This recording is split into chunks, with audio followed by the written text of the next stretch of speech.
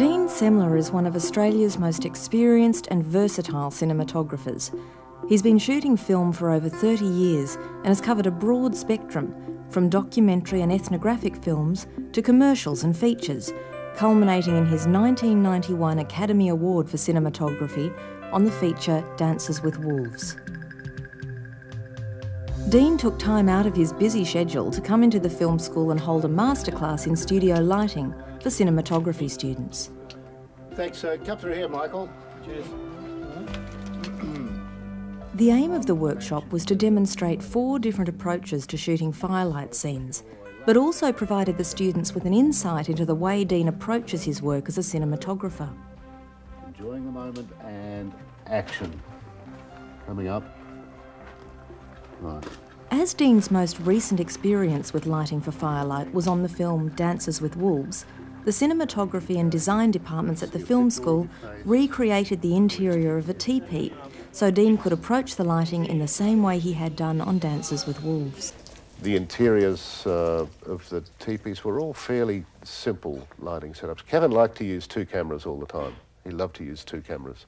And a lot of the times his wide shots would be here and the close-ups would be in there, you know, and he... So it was a matter of people looking fairly good. The problem you got with firelight is that it generally comes below people and therefore it gives them ugly shadows. It's sort of... it's not the most flattering light, you know, it's not Hollywood lighting by any means, you know, where you want to come in over or from the side. It comes in underneath and it's quite an ugly light. But it looks very real and we went with it.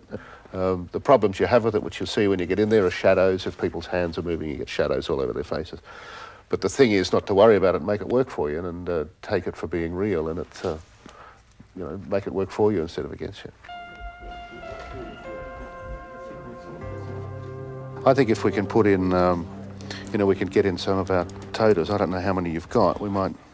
I've got a dozen. We've got a dozen, have we? Oh, yeah. Good, all right. Well, we can hide maybe 3 batches of 3, so that's 9 in all, around this perimeter here. Down low, we'll hide them behind the rocks, we'll have the fire going, but we'll actually light it with the toters. And we'll put full 85 on top of them as well. So it's tungsten plus full 85, so it's really warm. And we'll go with our overhead. That's that up there. It's a 5. It's a 5 tungsten. Yep. And we might just add like a little bit of blue to that as well. That'll be just ambience, just softest ambience on the top of the head.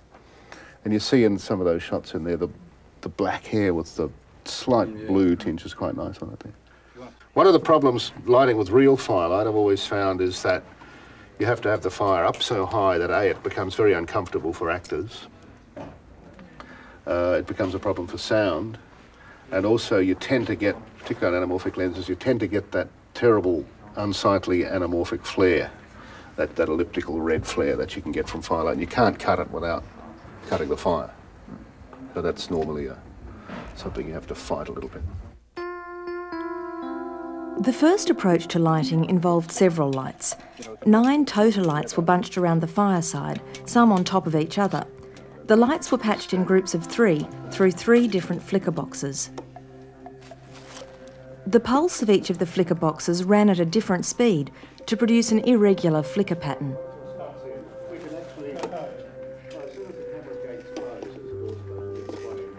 Full 85 gel was used on the total lights to give extra warmth and help match the colour of the natural fire in shot. At the top of the teepee, a 5K tungsten Fresnel was shone through a diffusion frame. Half blue gel was used to contrast with the warmth of the firelight. I'll peg a skirt around that. No, that's probably a good height to start. 2 misers with full 85 gel were used on either side of the teepee door to provide a backlight as the actor moved in. Outside the teepee, a 10K Fresnel was used direct. A half blue gel was added to make the source cooler, and a tree branch was used in front of the light to break the harshness of its direction with some shadows. The time setting up provided plenty of opportunities for Dean to talk with the students about his experiences as a cinematographer. With colour temperature meters, I might pull it out occasionally. I find the best judge is your eye. If it looks good to your eye and it feels right to your eye, you've generally got it. Knowing your limitations of your stock, I worried about colour temperature a lot initially. I remember the first day I got my meter, I was shooting in a hairdressing saloon, and the walls were all apricot colour, and I would never have worried about it in my life. And I thought, I got this new machine, let's pull it out and use it. So I pulled it out and it said something horrible, like all your colours are going to be terrible, and it flashed and said, don't shoot this. So you start adjusting and adding quarter blue and adding a bit of magenta and adding a bit of... And it was just so ridiculous, it was such a waste of time. I should have just shot it as it was, because it would look the same anyway. The first camera setup was used to bring the actor from outside the teepee through an opening to inside, where the other actors were seated around a fire. It was a difficult shot, tracking forward and craning down to reveal the interior of the teepee, and provided a challenge for lighting. I do a very slow aperture pull, so it's like your eyes adjusting to the light inside, which might be effective. We can do it over 3 or 4 seconds, you know. So I'm going to aim for a fair stop outside of maybe 8 or 11 and go for maybe a 2, 8 or 4 inside, so we can just do a little slow aperture pull as we push inside. It's not an exposure adjustment, it's an eye adjustment. There's a difference, you know. If we're going to do an exposure adjustment, we do it quickly as we went in. But I think we go in, it's dark, and then we slowly open up. Oh yeah, that's good. That's great, great, great. There's no need to be any closer than that. That's fabulous. In fact, let's pull back a bit. We can make it a little bit wider and we'll get some nice value out of this set. Too much. Was that 1 notch? 2, 8, 4 to 5, 6. 4 to 5, 6.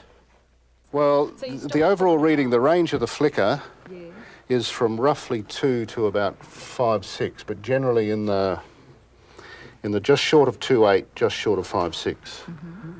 The flicker is starting at like about 2 2/3 and going to about 4 2/3. So rather than have it too hot, we'll expose it 4 1/3 might be a better stop. 4 1/3, which means it's going to go a little bit over and quite a bit under. A little bit more under than it will over. Just the turn you do?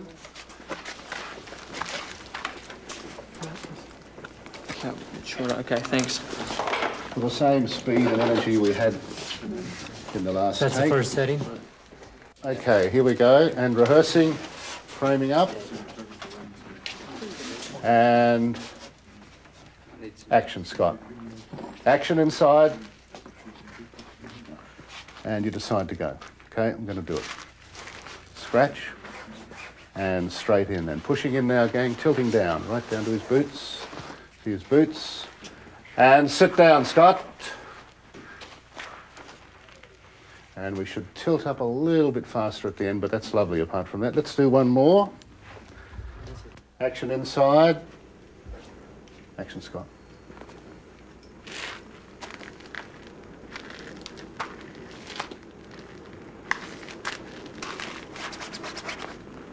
Go, guys.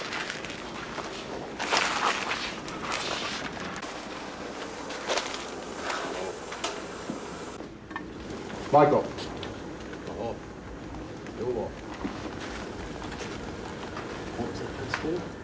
Taya, wachia ke yellow.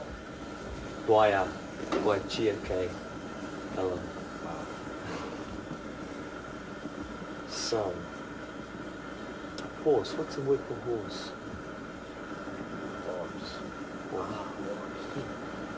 And cut. Good. Very good. Speed. Action inside.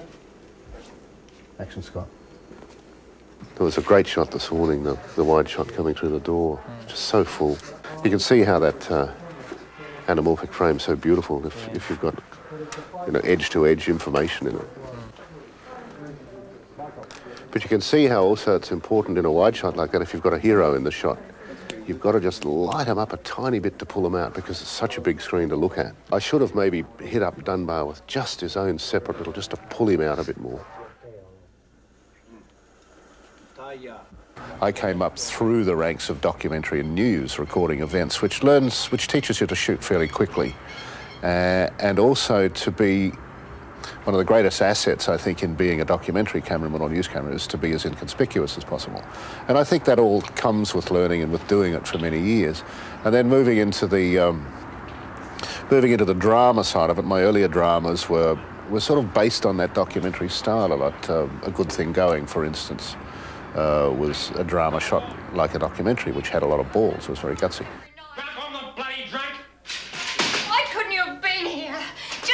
When I needed a bit of help.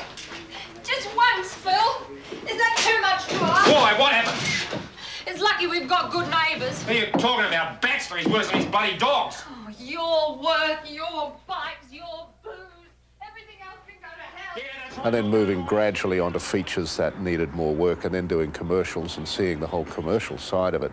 And the way you have to spend so much time lighting a packet of cigarettes or lighting a packet of cornflakes, where you can spend 4 hours lighting a packet of cornflakes. And I've seen agency guys hand-picking cornflakes out of a giant bag, hero cornflakes. I want 50 for a bowl. Hours and hours of that sort of stuff. But my love now is drama.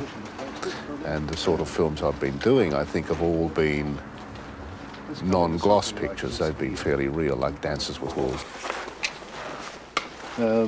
Tell you what, let's, for the hell of it, make it a 75.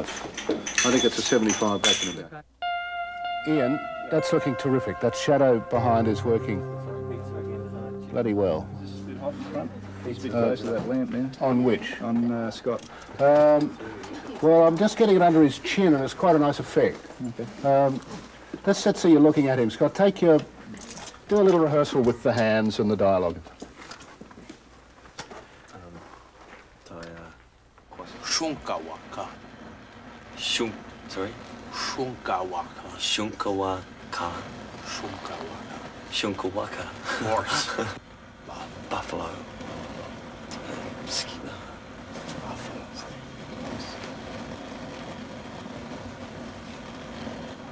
Cut. Not bad. Zooms are unbelievably handy. It's simply that, taped into that, and you can forward and reverse, zooming in and out. You can also change your speed. Right, and it's a great way to operate if you're doing, unplanned stuff. Even in drama where people might be going overboard, you might have Nick Nolte screaming down the lens and forgetting where in the hell he is, what country he's in, let alone what mark he's supposed to be on. So to give yourself the latitude, then a director will be grateful forever if you manage to get that performance. If you don't get it because you were frightened to do something, you do it again, you might never get that performance. In those situations, you'd have to go to a fluid head and then... Yeah, you can't do it on wheels. Yeah. And I've tried to do it on wheels where you're here and you say to the focus puller, zoom in a bit, zoom in, no, zoom out, slower, faster, in it. It's all over. Yeah.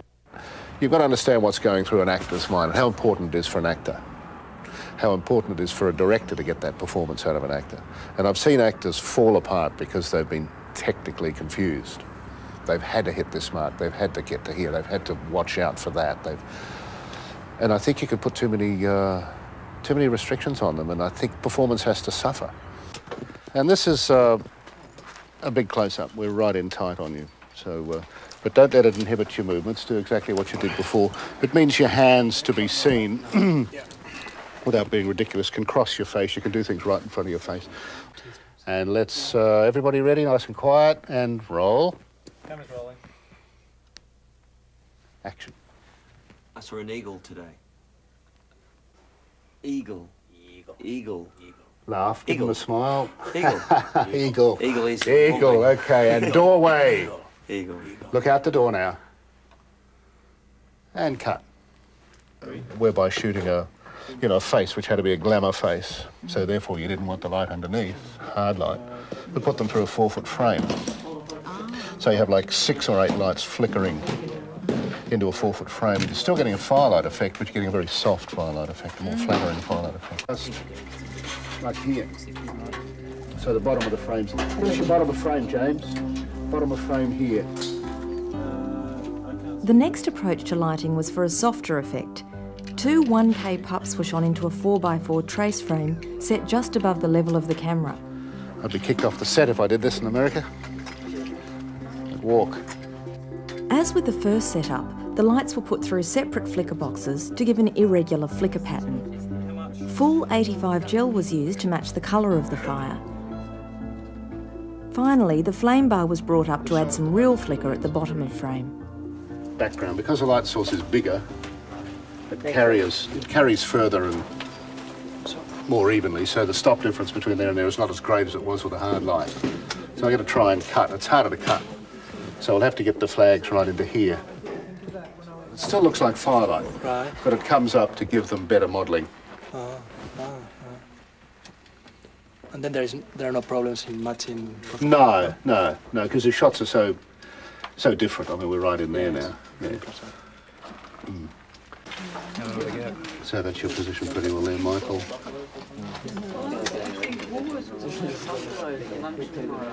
There we are. I'll give you a last minute stop. Okay. Don't worry, gang. Don't worry. We're all right. We've got a 4. Make it a 4 on the money. What's the one? 4 at 320 ASA. It's okay. 5, 6 and a quarter. Thanks, Peter. At 320. The flight's beautiful. All right, and standing by. You happy, Michael? Same as before. James, is that flying too high for you? No, that's good. Okay. And that's the flicker happening there. Yeah, a bit of that as well is lovely. Not too low on them. Occasionally drop right down if you like, but don't hold it down there for long. That's good, Ian. Terrific. And here we go. Roll.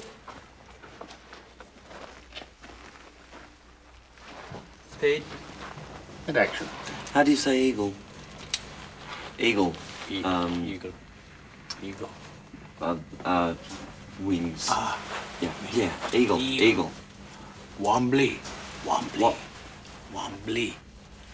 Woggly. Yeah, it seemed to flatten it out once you come in with that glamour lighting, the straight over the top. It really lost his character. You lose all of his, that sort of magic that was there, and it becomes fairly bland. And what you said about, the straight firelight was true. There was hardly Less any flicker. flicker there. But I prefer with more flicker, actually. The real flicker, yeah. Gives you... Yeah.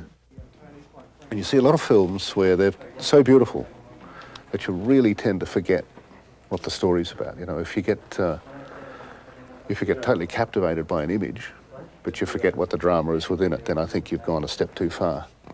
And even though the images in Dances with Wolves are beautiful, they're real. Nothing is artificial. None of those images are fake. None of them are saying, wow, look at this fabulous shot I've done. It's simply been a beautiful landscape or a beautiful something that's been there. I'm not into filtering a hell of a lot at all. I didn't have anything fancy. I didn't have any corals, didn't have any sunset grads, rainbow filters, nothing. And then we can use the cheese on the thing.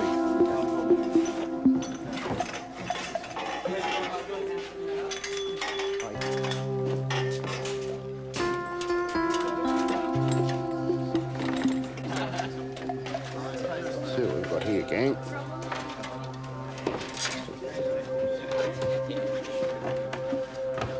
See how we're looking.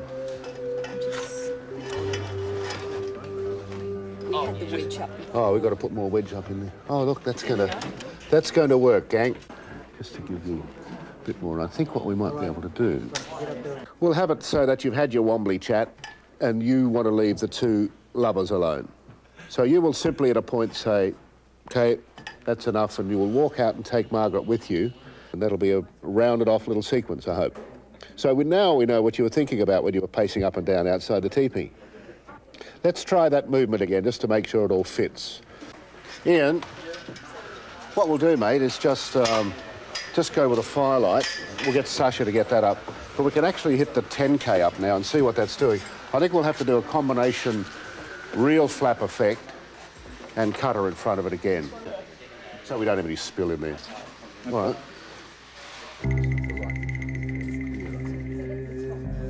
As the camera setup was a wide shot looking from above, the total lights around the edge of the fire would have clearly been in shot.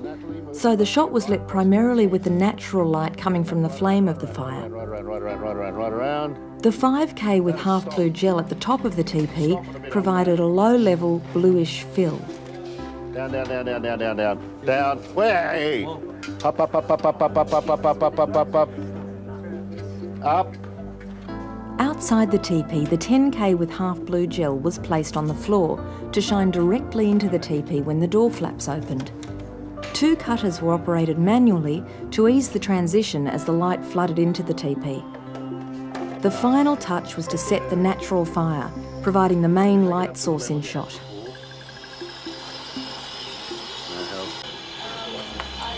Just wind it down a little bit.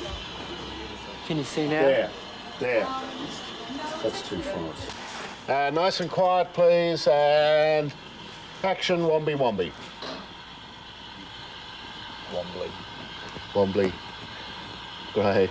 And you're enjoying it, Margaret and Natalie, enjoying the Wombly Wombly. And door, Wombly. flaps, reacting, Michael. It's serious business. Okay, I'm going out, yeah. Okay, you go out. And that's great, Scott, reacting. And I think, Margaret, take a look at the 2 of them and decide to go yourself. Nice. Walking out, he stands up, we tilt it up. And the flaps shut. Take her hands. She stands. And a little tilt up there, wonderful. And we cut. All right, save the fire. Good, let's shoot. Rolling. And action.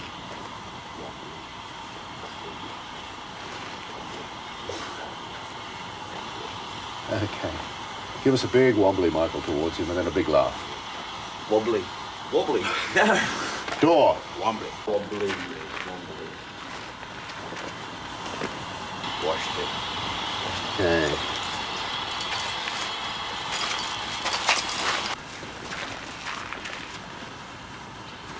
Close flaps.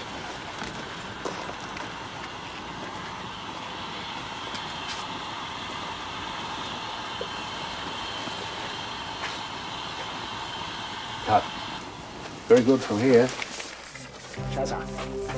Fabulous. Let's have a look at the gate on that and then we'll move on. A nice slow push in all the way, lasting maybe about 7 seconds. Okay. Let's have a look at one of those. Watch the cable over the track as we go and enjoying the moment and action. Coming up. Right. Keep going. Keep going, keep going. Let's see a bit more of your face. And we just keep pushing and pushing and pushing and pushing. And we'll go in on the zoom at the same time so we finish up with a totally out of focus. No, seriously. Really? It'll be just a total blur at the end. All right. Oh, that should be nice to bring it from that side, which is sort of, the fire was sort of on that side anyway. So why don't we put the 5 over there? The 5 over there with the black wrap, and we'll just start playing with it and punch a few holes in it and be a total mismatch, but that'll show you what a total mismatch looks like. The last approach to lighting was for the final shot of the sequence.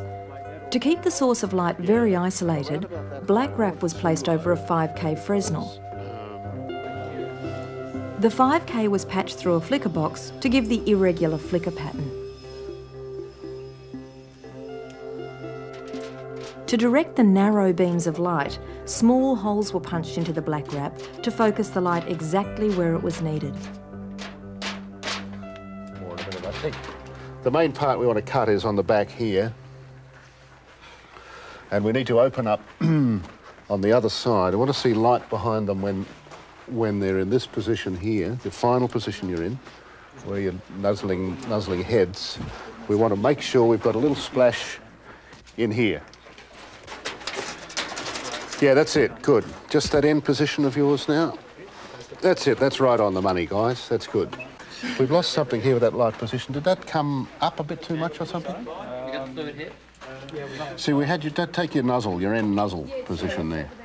That's right, your head was down more, so you just feel the light in your eyes. Take your head down even a little, that's it. So just feeling the light in your eyes here, that's the position you've got to try and hit at the end, that's great. As previously, full 85 gel was used on the 5K to keep the colour matched to firelight. Finally, the flame bar was brought in manually to give some fire ambience and flicker at the bottom of frame.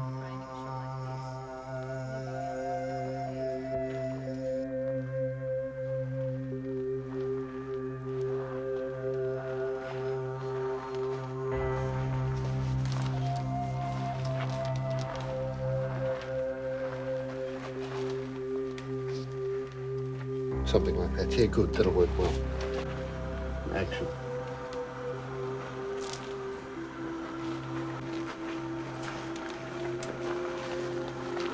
Slow.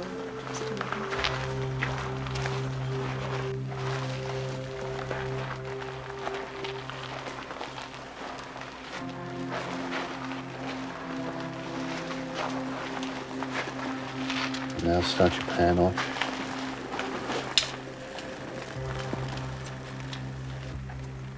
Cut. That looked like heaven on a stick to me. That was the bestest yet. Thanks for going again. All right. That was absolutely wonderful. You just check the gate on that, make sure it's clear, and then we'll mush on. Just going to roll on. Could you imagine that with a soundtrack? Whack the old soundtrack in there. There won't be a dry eye in the house. Great. Everyone will be going home buying flowers for each other. Oh, I love it. Absolutely love it. I'm sorry the workshop hasn't been long. I've thoroughly enjoyed it. I mean, the students are so enthusiastic and so knowledgeable already, and it's great to see them all swapping roles. You know, one day you've got an operator who's using the wheels for the first time, and then you've got a different operator the next day, and the person that was operating on day one is the grip on the second day. It's a fabulous way to learn. I envy them. I wish I had that opportunity myself when I was younger. Gate's clear. Good. Yeah. All right. Well, thank you very much, everybody. I've had a wonderful 2 days, and thank you all very much. Thank you. Thank you. All round. It's been great.